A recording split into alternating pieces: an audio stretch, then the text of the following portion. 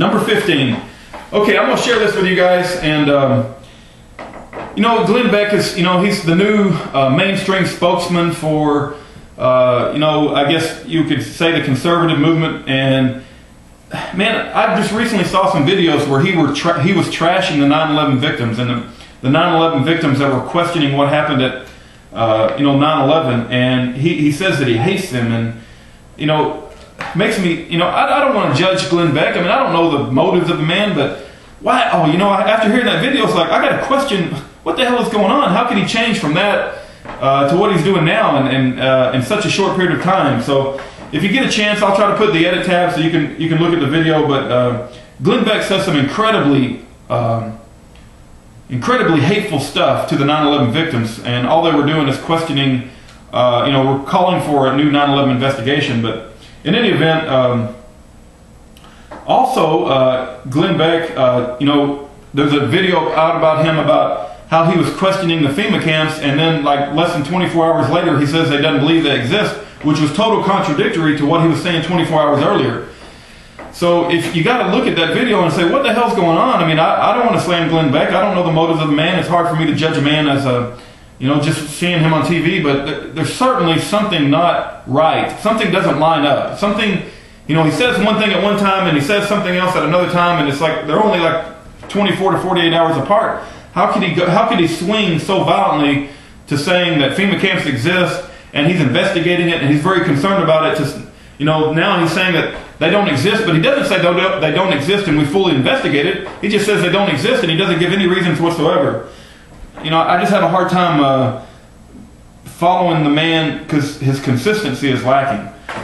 Okay, number 16, and I'm not an expert in symbolism, but these fascism symbols that we're seeing at the back of Congress, and that, you know, I got to question, what the hell's all that about? I mean, you know, it's where you have the bundle of rods with a hatchet. I'm not an expert on all this symbol crap. I mean, to me, it's just a symbol, but it makes you wonder, like, what the hell is a fascism symbol doing on the Congress walls when George Bush was giving his State of the Union speech? It just makes you wonder. It's things that make you go, right? I don't know. Number 17, the Missouri MIAC report that talked about if you believe in the Constitution, if you believe in gun ownership, if you're a Ron Paul supporter, you know, you're considered a domestic threat. You know, when I talk to my mainstream friends, I shouldn't call them mainstream friends. My friends who are not awake, they think I'm making most of this stuff up, even though it's been reported on mainstream media. So, I don't know. I mean, it's just incredible when you read that report. And they said they were going to rewrite the report. It should have never came out in the first place. Okay, number 18. Let's not forget that Representative Brad Sherman, remember when they were trying to decide whether they should pass the bailout bill or not, and Representative Brad Sherman got up in front of Congress and said that if the members of Congress were threatened that if this bailout bill is not passed, that the government would have to initiate martial law on everybody. What kind of crap is that? I can get mad and scream about that, but that's almost like a threat, right? It's like, if you don't give us this money, we'll declare martial law. And there's a YouTube video on that, and I'll put that up as well. So anyway, let's not forget that happened. Number 19, this is more of a question. But remember a while back that they were talking about the Paul Wellstone Mental Health Parity and Addiction Equity Act of 2008, and it had a provision in that government act that basically said the government can declare all dissidents mentally ill, and you know, I think that was part of that act, and I forget the number of the act, but I'm just curious what happened to that. You know, hopefully it never got passed. I don't know. It's hard for me to keep up with everything, but I don't want to forget that was talked about. And at some point, you know, I want to understand that was actually passed, because if the government has a passed legislation to declare dissidents mentally ill, you know, I want to start getting prepared to be called mentally ill by the government, I guess, because, you know, I'm certainly a dissident. I do put myself in the dissident category, and I don't think that's anything to be ashamed of. If you go look up the word dissident on Webster's dictionary, there's nothing to be ashamed of by being called a dissident, in my opinion. Okay, number 20. Evil times do not justify evil acts. Okay, and I want to be clear about that. Some people will say that it's overwhelming, that all the stuff that's going to be coming down, we got to buckle our seatbelt, there's going to be bad times ahead, and they will be more likely to throw away their ethics and throw away their values. And I would ask us to consider that that's what Congress did, right? When they were this bailout bill, they said, oh, we got to pass it so quick, we got to pass it so quick, we can't even read it, we just have to pass it. So they're throwing away their ethics in order to do something that they consider pressing for time. And I would offer to your consideration that as you and I go throughout living our life, that we cannot do that. Let's don't fall into that trap.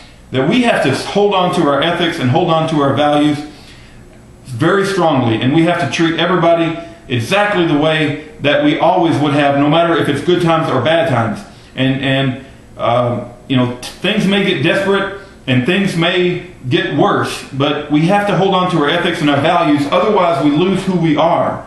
And let's not allow ourselves to lose who we are. And even, you know, this earthly life is just a blink of an eye. And I don't want to look back and say at the end of my life, I threw away my ethics and values because I thought things were desperate. And I'm not going to allow the evil times that we're about to go through to allow me to justify letting go of my values or my ethics. I'm going to hold on to those as strong as I can. If ever there is a time that we should hold on to our ethics and our values, it's now. And I'm not saying that we should retaliate if we're attacked first, but let's not make rash calls and rash judgments. Let's still use our logic and our reason to think things through. Let's not fall into the trap that they're going to set for us. I mean, keep in mind that the people that are, you know, the New World Order that's trying to, you know, send this whole thing in the direction that it's going are going to try to set traps for us, right? And if we fall into those traps, it's going to be worse on all of us. So now is the time to be more cautious than ever and hold on to your values and hold on to your ethics and to make sure you do what is right. And, you know, let's not look back on this life when we get to the next level and be ashamed of how we acted. That's all I'm saying. Okay, number 21. Shoot, I was going to try to memorize 21. I didn't write it down. Oh, yeah, I know what it was. Okay, the report from Iron Mountain. If you get a chance, go look up the report from Iron Mountain. There's several people that claim that's a hoax and was just put out as a propaganda. But then there's several people that say, no, that's absolutely the real thing. So I thought if, you know, for all you people who are interested in the New World Order and how the government controls people, you'll be very interested to read the report from Iron Mountain. The last thing, number 22, is the Tax Day protest. Let's not forget that we have a Tax Day protest on April the 15th, and I've taken off work that whole day, and I plan on attending. I don't think it starts until 4:30, so you don't even have to take off work. But let's all show our support, and let's show our support on April the 15th. I think it's very important that we have a peaceful protest, and we do show our support, against all that's happening in our government, and show them what we think about this. So anyway, God bless you all, and thanks for letting me go through my list, and hopefully there was a nugget in there for a few of you. And take care, everyone, and God bless. Bye-bye.